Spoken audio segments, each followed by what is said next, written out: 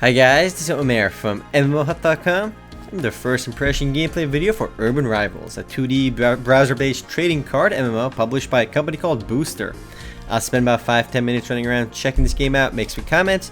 If you guys want to play Urban Rivals or just learn more about it, do check it out for a review on the link below. Let's get started actually. I'm already logged in, I just made my account. There's no real character creation, but there was a tutorial which I finished because I do believe it was, I think you had to finish it, I'm not sure. But I just did that and now I'm in the main screen over here. It is a trading card MMO. We can go click join room right over here. Learn the game's basics in 30 seconds with a 3-step tutorial. That is a lie. The tutorial was like 5 minutes long. Well, at least the one I did. I don't know what that was. But let's go ahead and click quick challenge over here. I just joined this room. This has 279 players in here. And bam, I click one button and I'm already in a fight, which is actually just a match. Now what I like about Urban Rivals is that it's actually a really simple card game. I mean, there are a lot of MMO card games out there and a lot of them are really complicated. And this one is just really simple. I'm going to use this guy and click fight now. I'll explain a little bit more about the gameplay mechanics here in a bit. These are my 4 cards right now. I believe my deck only has a total of 8 cards. I'm not sure how many cards I started with. But basically you create your own deck out of the cards you own in the game. And if you've played any tradable card games, the concept of decks and cards are really basic. I mean, I think your minimum deck size has to be 8. You draw 4 cards and that's it. You don't draw any more cards. That's all you have, 4 cards. And your opponent does the same thing. You have 12 life points, he's got 12 life points, and you each have 12 pills. And the pills in the game, and it sounds kind of sleazy talking about pills, but it's actually a really interesting concept. And you can use the pills to buff your guy. I didn't buff my guy at all. He spent 3 pills buffing his dude. And he just owned me because he spent his pills by buffing his guy. But the amount of pills you start with are 12 for both players. So if you start using them, you don't get them back. There's only 12 total and you have 12 life points total. At the end, whoever's got the most life points does win. You can only use each of your characters just once. So let's go ahead and use Mike. He's a cool guy, spelled Mike with a Y. And I am going to go ahead, let's see who he's going to use. He's going to use Kevin over here. Power +2. I'm going to go use my guy right now. If he's got damage +2 over here, which is one of his abilities. Meaning if I beat his guy, I'll do 2 more damage to his life points. So I'll actually do 4 damage to his life points if he gets through. So if I'm going to use Mike, I'm going to try using, I'm going to give this guy, let's say, 5 pills. And I'm going to use his Fury. That's actually a lot of damage for this one guy. I'm spending a lot of my points on this guy. Now if he spent all of his pills buffing his guy, he'd beat me in a fight. But he didn't spend any points on his guy. And I kind of wasted it. I did 5 pills on my guy. Suppose I did 2 instead or 3 instead. Even 1 instead, I would have beaten him. So I just wasted like 6 different pills in the game. And let's click OK over here. I did 6 points of damage to him. So on my next guy, he's still got 10 pills left. I only have 4. So I should not have wasted that many. But there's no way for me to know how many points he's going to put on his guy. Because if he put 1 more buff on his guy than I did on mine, he would win the fight and I would have wasted all those points. But let's go ahead and use... This guy's got no... I'm going to use Rebecca over here. I'm gonna buff Rebecca up. 30 attack. That's actually really good. Each character actually benefits a little bit differently from the pills. Yeah, because it's a multiple of their base attack. And you can see he's got no ability and no bonus. But he's got a pretty high base attack over here, which is 6. The first number is your base attack. The second one is how much damage you'll do. So, assuming you actually win the fight. This guy over here has got damage +2. If he gets through, he does 2 extra damage to his life.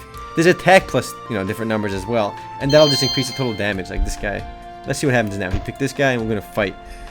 I buffed my guy up a lot and he didn't buff his at all. So I'm not sure. He should be spending all his points before the end of the game. But I'm going to win this fight pretty easily. Only because my guy is mega buffed.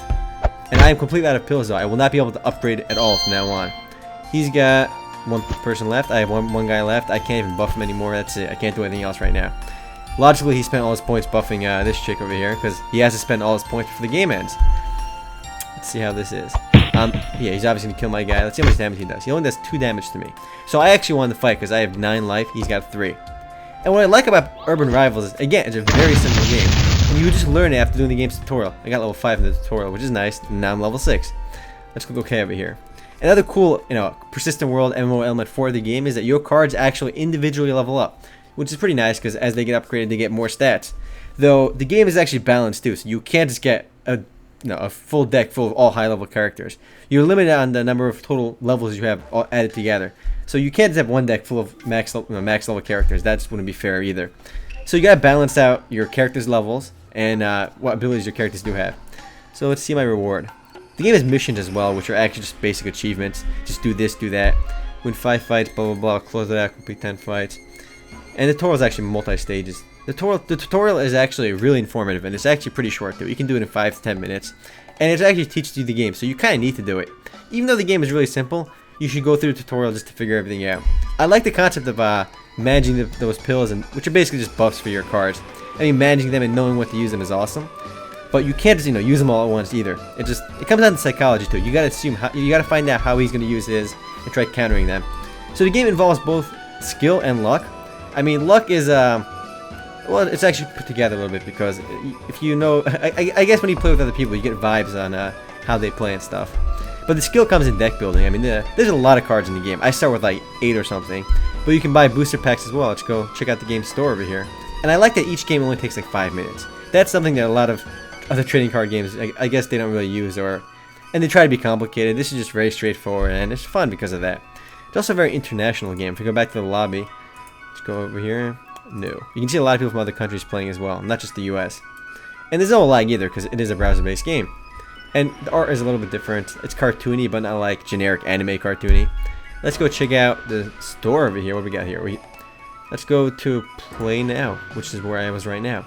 There's a daily tournament in 23 minutes. There's actually tournaments in the game very regularly, which is actually really cool because you're not just playing against other people, you're doing tournaments as well. And you win the tournaments, you get more prizes, more cards and stuff. You can check out this game rules if you want to read. The game has its own comic as well, the Urban Rivals comic. If for some reason you just really love the game's art and story, which it doesn't really have any, you can go ahead and play that, or read that. Not really play. Daily tournaments, ELO, which is just another type of playstyle, and it keeps your ranking over here as well. Like in the ELO playstyle, I believe there's very strict rules on what kind of cards you can have, and what size your deck has to be and stuff like that. And there's even some banned cards in the game, so there were imbalances, but the developers just kind of jump on it and they say you can't use these cards in certain tournaments. But it's just really cool the amount of variety the game has. If you've ever played a game like Magic the Gathering, you know these trading card games are intense. Though probably comparing Urban Rivals to Magic the Gathering is not at all a fair comparison. Magic the Gathering is much more complex, more detailed. But you can see some of my cards in my collection over here. Yeah, I start with 16 cards. And you draw 4, so even if you have 16 cards, you only start with 4. It's a random 4. So you gotta make sure your whole deck is balanced. Or if you want to play really ballsy, you want to have like 4 really bad cards and hoping you don't draw them, and 4 amazing cards. That way you can structure your deck, just focus on those 4 cards and hope you draw them. But that's a pretty sleazy strategy anyway. And you can see some cards are just more powerful than others, I should point it out. But those cards are usually more expensive and hard to obtain, like rare cards in any trading card game. You can buy booster packs in the store, but the booster packs actually cost money, which really sucks. You gotta pay with real life money to get these. Though you do get, I believe, some credits for winning games, but not that much. I have 8 credits, I don't even know how I got it, so I can only assume that you actually get some credits from winning games, though a very little bit. This costs 295 credits for that booster pack, 20 for this booster pack, but there's something called, another currency called Clint, which you get for winning the games. And you can use those at the market to buy cards from other players. It's like a trading auction house system for cards. And it's cool that every card can level up multiple times too, because they actually unlock new abilities as they level up. So let's click this dude over here and see what he's got going for him. He's got unlocked. See, when he maxed out, his ability is -3 opponent life, min 3. So your opponent gets a -3 life, minimum of 3. Defeat, recover 2. I mean, there's a lot of different abilities for each character as well. And some cards are just hard counters to other cards. I mean, their cards are just really powerful though, which kind of break the game a little bit. You can read the descriptions over here. But those are the cards that are really hard to obtain. And if they're ever too imbalanced, they're banned. But even the cards that are really powerful, they usually have very simple counters to them. But you also kind of have to hope you draw those cards, and you have to make sure they're in your deck. But it seems like it's a lot of luck, but there's actually some skill involved as well. You got the missions tab for some missions. I mean, I'm being a little bit overly positive, but I like what Urban Rivals is trying to do, because it's not trying to become this uber complicated game. It's trying to be simple and straightforward, and they do it really well. And it's actually a really decent game if you like card games. Though I'm sure most of you guys may not like card games, and it'll only appeal to people that are into card games. I've played the Pokemon trading card game back in the day. I had like binders full of cards. I played Magic the Gathering. I played a lot of those card games. I guess I like these kind of games. I remember though, I went to this Pokemon convention once. I was like 10 or something, like 8 or something. I don't know how old I was. And this guy wanted to see my binder. He was like a 20-year-old guy. I handed my binder to see my cards. He just sprints. This guy just dashes out of the place with my binder in my hand. I'm like this 8-year-old. I was so mad. I was like, what the hell? This guy just ran away with my cards.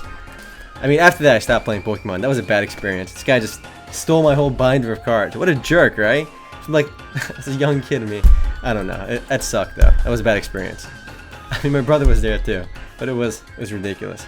I could probably squeeze in one more game here before I run out of time, but I'm gonna go, let's click join room. But I don't know how much time I have left actually. But I do want to emphasize one more time that even though the game is really straightforward and simple in its core, there's actually a lot more going on than you think. There's a lot of strategy in the game. It seems like such a simple game. It is, but again, there's a lot of strategy in the game, and it's worth checking out if you like card games.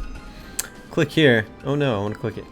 Anyway, guys, I am running out of time. If you guys do want to play Urban Rivals or learn more about it, do check it out full review on the link below. Later, guys.